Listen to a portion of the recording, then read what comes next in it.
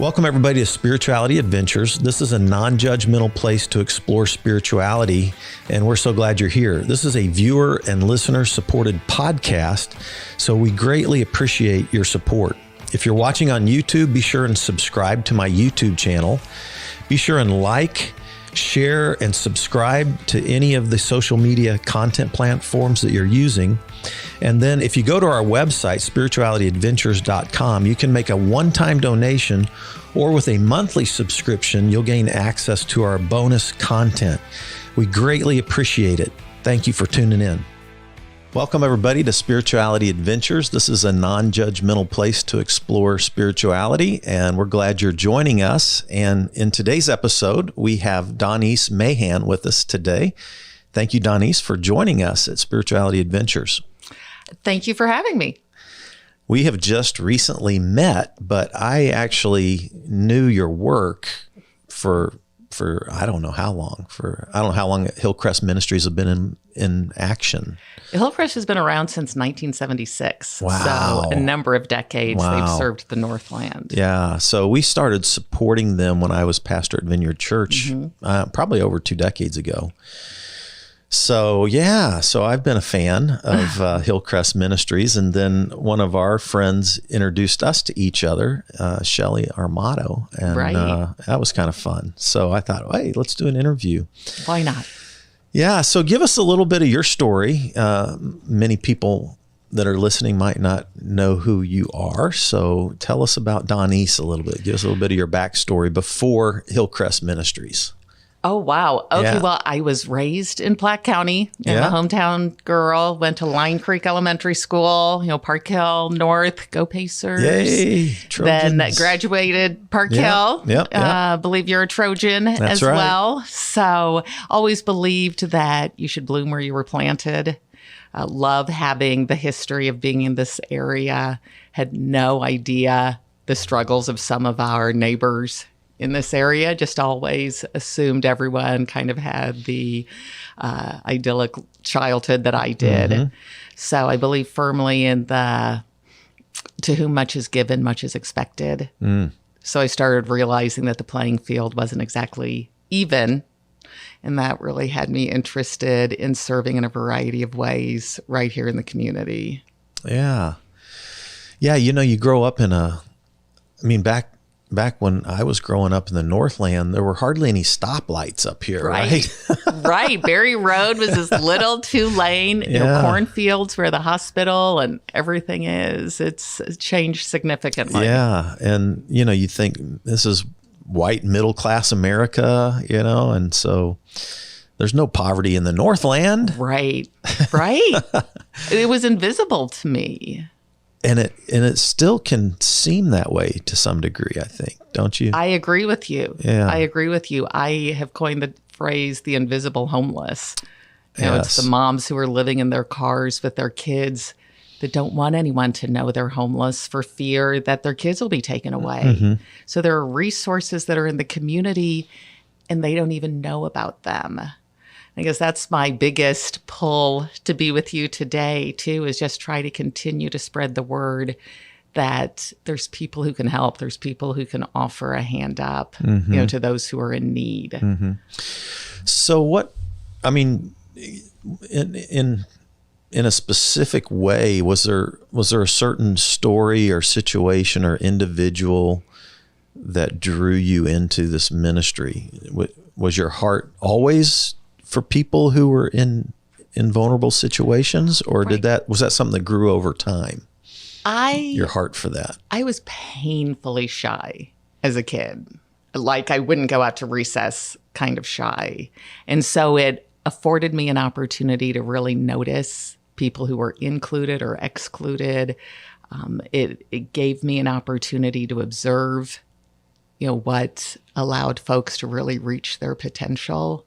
Was somebody believing in them, and how folks with amazing potential, and I think we all have that. If you don't have someone in your corner cheering, you don't ever reach it. And how the whole community is less because of that. So it's always been an interest of mine. Years before I joined the Hillcrest team, it was an organization that I volunteered at as well. And, I love the concept of offering folks an opportunity to learn skills that maybe they didn't learn at home so that they could enjoy the life that they were meant to lead. Yeah.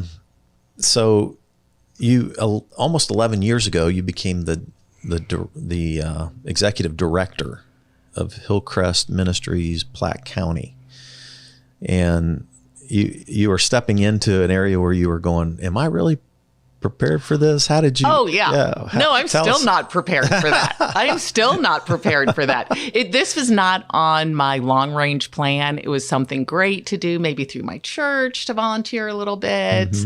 But it was never on my life goal to run a nonprofit. Actually, when the opportunity was presented to me, I was not in a position to even consider it. I was looking for a real full-time job rather than, playing in the nonprofit world was my imagination back in the day. I was actually, had been working part-time. My daughter was finally at the age where I could go back to full-time work. And I was a little disappointed in myself. Nothing better than staying home, with your kids. But I hadn't fully developed my career potential. I'd had a career for 10 years in computer science and adult education. And then when I gave birth to my daughter, stayed at home. And when she was of school age, I would get part-time jobs during the school year, then quit, to enjoy the summer with her and then get another one. And when I was looking for full-time employment, and 11 years ago, it was a little more difficult to find, I kind of beat myself up. I would spend the wee hours of the night in regret about the decisions I made to switch part-time jobs and to jump from place to place. And I really thought that I'd kind of messed up the trajectory of my life. And then one day, a gentleman who worked at my church sent me this job posting for the director at Hillcrest. And I thought, nice, but what does this have to do with any of my background? And so I just kind of pushed it to the side. And then that night at Bible study, my Bible study teacher brought the same job posting. And I thought, well, Mike sent that to me earlier. Weird. And then a lady in the Bible study brought the same one. And I thought, okay, I'll read the description, but that doesn't mean that this is anything at all that I'm interested in. But when I read the description, it kind of took my breath away because every bullet point matched up with one of my part-time jobs. There wasn't a part-time job that didn't have a bullet point, and there wasn't a bullet point that wasn't covered by my part-time job. And it just gave me the reassurance that God was preparing me for this position and that no time was wasted. And just, as he tells us that he will turn all to good for those who love him. I was bathed in that and then reached out to the organization and didn't receive any word back. And I was like, but God made me for this. And they weren't interested. And then a friend said, you don't have to hire her, but just talk to her for 10 minutes. And so, they talked to me for, a little bit more than 10 minutes and offered me the job. Wow. Yeah. That's such a cool story. Isn't it crazy? I love that. I love it too, because there are circumstances that present themselves in this line of work, that are beyond my skill set. Most of them really are beyond my skill set, but I can rely on, that it's not all on my shoulders. Yeah. It's crazy for all different kinds of reasons. I feel like I kind of messed up my trajectory of my life. And so, but I still have this hope is like, okay, God can still pull these things together, use them. And so these stories give me hope, right? Good. Anyway. So I was thinking about the hidden people who are vulnerable in our culture. And I can't remember. We really tried to serve those who were vulnerable in Kansas City. I had a concept when I was pastor to serve the city. Oh, yeah. And we tried to do that in every kind of way that we could think of, and particularly tried to think about the vulnerable, the marginalized, those who were on the edges that and so I remember about 10 years ago or something, an article came out. It was a demographic study in America. And historically, we'd kind of thought about the poverty line and those who were in poverty being in the urban core of our big cities, right? So a lot of cities in America had urban cores that were in poverty, or big sections of urban core poverty. But at some point, the poor started migrating to the suburbs. And this is true in almost all your big cities in America. And there became a tipping point where there were actually more people living in poverty in the suburbs than they were in the historic classic urban core areas. Oh, wow. And this was about a decade ago or so. It was a large demographic study, and that caught my attention because here I was pastoring a church way in the suburbs, right. I would bring, nobody has needs up here, I know, right? And I would bring I'd bring some of my friends that pastored in the core, and they'd come out, and there's it's a field, my church is in a field, and they're like going, where do people come from? I always said it's like children of the corn, they just emerge out of that. My heavens. Yeah, that's my brain anyway. Yeah. But but then we started ministries, for people who are vulnerable, and it was there everywhere. So maybe talk about that with Hillcrest Ministries. What kind of people are you trying to serve, and what kind of people are you trying to reach and educate and train and all that kind of stuff? Right. Because the demographic is wide of the folks who are in need. And it's not necessarily even an income issue. Usually it is. But we see folks of all different backgrounds that come to Hillcrest in need. And we really try to meet people where they are. Now, Hillcrest is unique in that we serve the working homeless.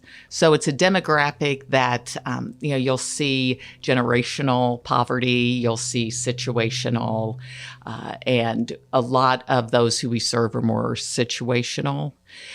They have come to us because they did not have modeled for them, perhaps, budgeting techniques or how to, get better employment so that they can have an income that matches the size of their family. We have folks who come to us because of a break in a relationship. We see a lot of nurses that come into Hillcrest because they're caregivers and they're used to pouring in. And if a relationship breaks, they don't have the business background. They don't have the how do I balance the checkbook, type of mentality, even though they have an income coming in. We see a lot of single moms, who live in their cars right here, in Platte County. I don't know if you ever shopped at the Kmart, at 72nd and I-29. It was my brother's first job. I've been by there a million times. And there's a bus stop there. And whenever there's cars in the parking lot, I always get super excited because I'm kind of, go green and people are taking mass transportation. And it never occurred to me that there'd be moms living in their cars there because it was a safe place to park amongst the other vehicles in a lit parking lot.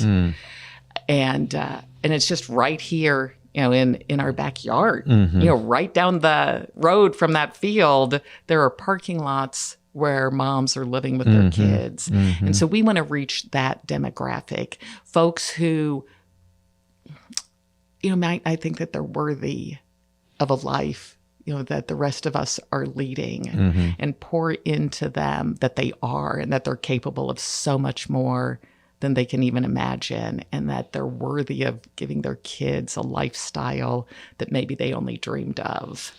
But so many of the folks who live in poverty that are here in this area, you're standing behind them at the grocery store, you're sitting next to them in the church pews. Their kids are going to school, with your kids, and you have no idea of what they're suffering.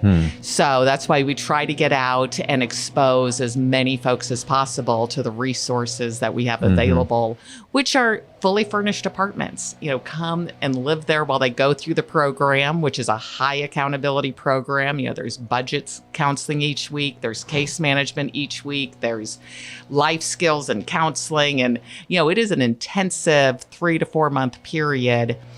But we're covering all of your expenses, living expenses, so you can save every dime you make to get a down payment, for the first month's rent, to be able to pay off any evictions you have or utility bills, because nobody's going to rent to you if you can't turn electricity on. So yeah, you can't look at folks and know that they're in need. You have to develop a relationship and really have that conversation. And that's how we find success too, is in the relationship building. If you're wanting to make a difference long-term in someone's life, you've got to really get to know them and allow them to trust that you're going to walk alongside them. And that's what we try to do. Yeah. So when you say your target audience is what you're calling working people. The working homeless. That are potentially homeless, are homeless. Absolutely. Okay. And it could just be that it's not like they've been homeless a long time. They could have fallen on difficult times. It could be circumstantial. Right. Now, we have recently, I guess back in 2017, we started a young adult housing program, and we see more of the folks in the young adult program who have gone from foster home to foster home and finally age out of the foster care system, or who have been homeless with their families and then just have broken with their families and are needing a place to launch. And so we'll see more of the generational poverty in that segment of our program. How do you find your clientele? Do they find you, or? They do. A lot of it is word of mouth. That one of the gals that was living at the Kmart parking lot trying so hard for no one to know her situation because she didn't want, family services to come and take her kids, let it slip to someone she worked with. And that person happened to be a Hillcrest graduate. Okay. And she's like, "What are you doing living in your car? There's apartments walking distance from here where you can raise your kids and get back on your feet so you can start life anew." So lots of it is word of mouth, though. On occasion we'll do a podcast and try to get the word out. We speak at churches, we go to community events, just really trying to spread the word. Yeah. So how many people, I don't know if can you take care of like this, for how many living places do you have for people? So I have 35 fully furnished apartments in Platte County. And those apartments are used either for, individual adult or family. They're 2-bedroom, 1-bath apartments. Or for our young adult program, we will put 2 young adults. So they have roommates, similar to a setup in a dorm in college. Okay. Each of the bedroom doors in that case will have a lock on it, so they have a secure place to go. But we think that some of the skills you learn living with someone are good skills for those young adults to have. Okay. So quite a few. Yeah. Really quite a few at a time. And it's wonderful because when we come together once a week for life skills, folks are able to realize, oh my heavens, I'm not in this alone. Okay, this isn't some big error on my part or a black cloud that's hanging over me. Here I am in a community of folks all working really hard to make a different lifestyle for themselves. Yeah. And this would all be transitional housing, so people are in there for what? Short term. 3 months? Right. Something like that. Our regular program that's been going on for decades is, 3 to 4 months, depending on the amount of debt they have and the challenges. Our young adult program is longer than that because we want to walk alongside them as they complete high school. And then whatever their next educational opportunity is, we want to make sure that they get a certification or go to college or something that they can fall back on when they hit a road bump, because we all hit road bumps, right? So we spend more time with the young adults. They have a longer opportunity to stay on property. Okay. Excellent. What percentage of people are dealing with maybe alcohol or drug addiction? Right. And is there a percentage of people that might be fleeing domestic violence issues as well? Right. We all have those things? all those things Okay. That we deal with. And so, back in the day, our life skills was more, how do you change a furnace filter? And how are you a good, tenant for a landlord? And, home maintenance and car maintenance. And what we found now is that there's just much more of a mental health component. If you're struggling with an addiction, if you are struggling with any type of situation, I mean, if you're homeless, well, quite frankly, if you're anybody, you have mental health issues of one kind or another and could benefit from counseling. Thank you. But especially in a situation where you're living a little bit outside the norm of society, there is something to be unpacked there that created that situation. So our weekly life skills classes have turned more into group therapy.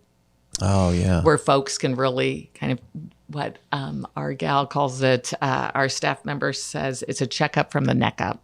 And just puts it really in layman's terms. It's really just a conversation, but it's an introduction to the difference that therapy can make, in all of our lives. And then when there's a comfort level that is built up, then an individual session can be scheduled. And that is such a need that we're seeing now with the population who's applying, that we're actually opening a counseling center and hiring a qualified mental health professional to be on staff to work with our program participants. Oh, wow. Good. And that's what we really see the long-term changes. Because what our dream is that folks leave us and they can be healthy partners, healthy parents, healthy community citizens, because they've addressed some of the challenges that life has thrown at them. Yeah, that's awesome. So I know one of the things, or I'm thinking that one of the things you do is you have Hillcrest thrift shops. Is that right? That is true. And I've never been in one of them. What? Oh, we're going to have to change that. Yeah. But I looked online and they look really cool. We call them, yes, they do. I'm not sure if there's copyright laws, but we call them the Nordstrom of the thrift shops. Okay. We had somebody donate a grand piano, and we'd have volunteers come in and play the piano, while people are shopping, which is why I make that reference. Yeah. But yeah, we started. Could have the Macklemore theme song going on. I'm going to pop some tags. I love Macklemore. And actually, we've had some of the Park Hill, Mr. Park Hill or whatever contest, and they would come to the thrift shop and do a lip sync of that song. That's great. That's what introduced me to Macklemore, but love him, love his music. But the thrift shops started because, we're given a hand up, not a handout. So folks would see when our people would graduate, if they're moving from their car into an apartment, that's a huge expense to have to completely furnish a place when you start with nothing. So we had very generous supporters who redid their living room and said, hey, I've got this couch. How about if you keep it for your next graduate? And so we'd, built a shed out and back and put the couch in. And then someone was like, hey, I got some new dishes. Here, why don't you give it to your new graduate? And pretty soon that shed was full. And then we built another shed, and pretty soon that shed was full. And then we built the third shed, and we thought, we really need to look for storage. And we couldn't find any. And then the idea came up about, what if we opened a thrift shop and we encouraged folks to bring their donations? And then we would avoid, when someone graduates, hey, here's a couch, here's the dishes, here's all this. It felt like a handout when that's so against, what we try to strive for. And so now they earn vouchers. And so when they graduate, they make a list of all they need to fill their apartment. And then we give them a certain number of vouchers, and they have to continue the budget. Okay, I've got $400 in vouchers. That means I can't buy spend $400 on my bed when I also need dishes and a kitchen table and towels. So it continues the training process of working within a budget, but it also gives them the ownership that they chose that couch. They earned that couch every time they open the door in their apartment, instead of seeing it and saying, oh, there's that couch somebody gave me because I'm homeless. They go, there's that couch I earned and provided for my family by completing a really difficult program. Yeah. So we started, at the top level of our Prairie View location, above Woody's. I don't know if you've ever been to Woody's or not. No, I know exactly where that one's located. And we thought, I wonder if we could keep this open, maybe 3 days a week. And we could. And then eventually we took over, the lower level. And now we've expanded. We have 3 thrift shops here in Platte County. Where are the others located? So the original thrift shop is now a clearance outlet. A lot of do-it-yourselfers, go there, get furniture for, next to nothing, refurbish it, sell it. So we have folks in the community who are earning money that way. Okay. And then we moved up the hill to the old Bob's IGA. I feel like I can speak old Platte County to you. Because, it's kind of like where the TG&Y and the Velvet Freeze were. Then right behind there, the Bob's. So that's where... I know where you're at. We have the second thrift shop, and then we have one up in Platte City. Big orange roof right by the water tower there. And what we love about the thrift shops is that we're able to serve folks in the community who maybe are insecurely housed and so need all the help they can get to get high quality items. It is amazing what people donate to the thrift shops at very reasonable prices. And then it's also a great community. I think I mentioned earlier about the importance of relationships. And at that thrift shop, folks who volunteer come in and form relationships with each other. So much of our life is spent dreaming about retirement. And you get there and it's kind of fun to sleep in for about a month. And then you might be thinking, okay, now what do I do? What? I don't have any reason to set an alarm. You really want to continue to giving back. I think that's so much a part of what makes us human and productive.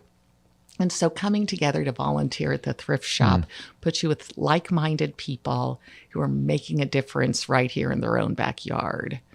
So yeah, I love the thrift shops, really consider them, a big, big part of the ministry. That's what has introduced so much of the community to Hillcrest, Platte County. And so we do big push, and we're getting ready to start another big push within the shops to continue to educate people about what those shops support. Right. Many times, including my parents, for, the first 5 years that I worked at Hillcrest, thought I worked at the thrift shop. And so I'd go to their house like, oh, hey, honey, we found some more stuff in the basement. I'm like, that I don't, work at the thrift shop, right? And I don't think they knew that. That's funny. That's funny. Yeah, my parents... just moved out of their house that they were in for 49 years. Holy moly. Over on, 64th Street in Blair Road. Oh, exactly. So I grew up on Blair Road. See, so okay. They were there for 49 years, and they just moved up to Kearney, Missouri. Holy moly. Yeah. So it was crazy going through all their stuff, and my sisters did most of it, but man, it's a chore. It was wild. It is a chore. And I don't know if you found this with your parents, but there are things that they hold dear that they thought that perhaps you would. And yet you don't. I actually have boxes of it still in my garage right now that I need to. We work with a number of families because, parents are realizing, okay, maybe my kids don't want the salt and pepper shaker collection that we spent 49 years collecting.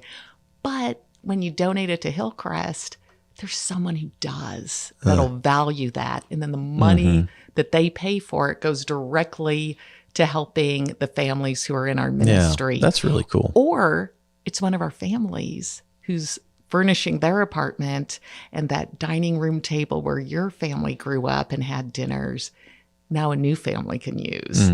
So we love to see that type of continuation of family traditions, even if maybe it's not in your blood family, right, but right here in the community. And that has allowed us we've expanded our services where we also serve the insecurely housed. So folks who are on the verge of eviction for whatever reason, either they're, late on their rent or they can't keep the electricity on. And so we have helped over 550 families avoid eviction since the beginning of that program. Wow, that's good. So what we found is while we have 35 fully furnished apartments, you can only serve 35 families at a time. And if we serve people in their home before they become homeless, we can have such a bigger impact on the community. So we love to be able to have more touches throughout Platte County. That's great. That's great. So you have a pretty big volunteer force, it sounds like. We do. Never big enough, Fred. Never big enough, right? But I'm thinking about all the different ways that people can get connected and serve and volunteer. Right. And so you might want to highlight some of those things for people who are listening. Right. We couldn't do what we do without our volunteers. And there are so many different ways to get involved. I always like to say, however you are gifted, we can put that gift to use at Hillcrest. We certainly can utilize folks who are numbers people, to run the cashier. We would love to have folks come help us there. But you might be interested in books. And so, you come volunteer in the book department, or you like to tinker, on mechanical things and come help us in our appliances and electronics areas. Or you love sporting, we've got a sporting goods department. Or you love babies and we have a, children's and toy department, or art or furniture, or clothing, and, put our mannequins together and help sort the clothing and have an identifying idea, because I sure don't, of, what's the current style and what's the hip name brands and all of those things. We need all of that type of expertise to make the store run the way that it does, and are always in need of volunteers. Certainly this last year, we were hit hard with the limitations that we had to put on folks who could come in to help because of the worldwide pandemic. So we are just now getting folks to start trickling back in. We've taken many precautions, to ensure the safety of the folks who volunteer, as well as the staff and the shoppers. But we are in, I would even call it desperate need for folks. Yeah. If you were wanting to get a workout in, we've got spots on our dock, greeting people and helping unload trunks. And the donations, there's just many, many ways that people can get involved by giving their time. Yeah. And I would kind of guess, and I know through my own personal experience, once you get involved, what you get in return through the relationships that you develop and who you see you're helping, it's a worthwhile way to spend an hour of time here and there. Yeah, you bet. Yeah, I'm doing some interviews right now on, say, like social justice and spirituality.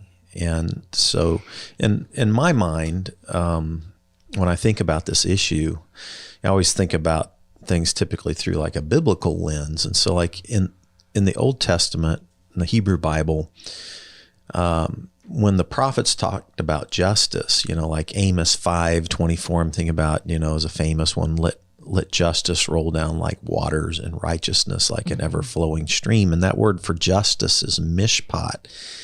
And when the Hebrew prophets use that, it's always about social justice. So it's always about the vulnerable people. It could be about the immigrants. I did a interview on with an immigration lawyer that would be the strangers or the foreigners that talks about, or it could be about the poor or the widow or the orphan or people that are at these vulnerable places and homeless, poverty, any number of things.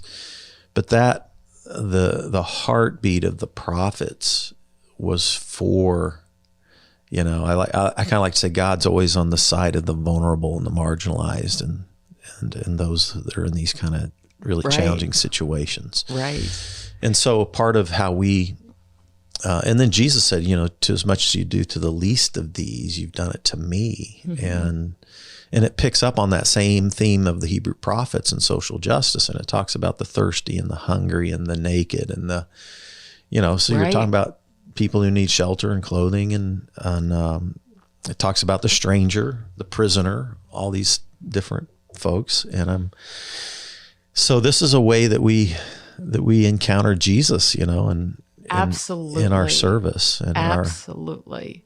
And we've served all of those. We've served the foreigner, we've served the hungry, we've served the widow and the orphan. And when you come in and serve at Hillcrest, you will walk alongside these folks and you'll realize we're all just human. We all encounter challenges. And what I love about Hillcrest is a Christian ministry. Each of our apartments is adopted by a different church. So we have Methodists serving alongside Catholics, alongside Lutherans, Presbyterians, community churches, Baptists, everybody coming together. But they leave the denomination at the curb and they just come in with the hands and feet of Christ offered. And while we are a place where Christians can serve, we don't put any expectations on the folks we serve, and we don't place any judgment. We've served all variety of folks with all variety of backgrounds and experiences, and it breaks my heart to think about the negative experiences people have had with Christians who are not Christ-like at all. But what is most rewarding about this position is that I see people come and ask questions about why. Why are these folks bringing me dinner when my mom isn't? Why are these people caring for me when my family and friends have forsaken me? And to be able to then have a window open to discuss about how we're called through a love that was given to us. It's amazing when people then turn their lives over. And we've had many times where, the resident managers, who are the folks who live on property and really form the closest relationships with those we serve, are called in to baptize people. And that's not, what you won't see that on any of our brochures. You won't see that when you open up our webpage. We focus on budgeting and we focus on accountability.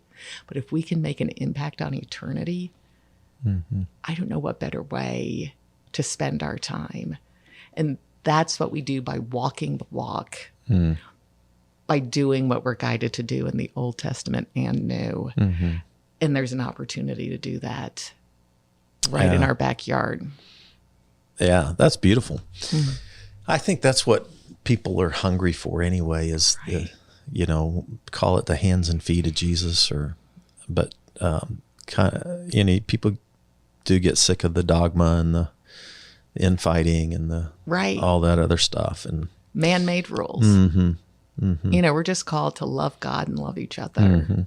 And there's a great way to do that by bringing people food, by listening to their story, by sorting clothes at the thrift shop. It all comes together in offering the folks who are most vulnerable what they need at the moment. Yes. Love it. Beautiful. Me too. It's good stuff. And all right here.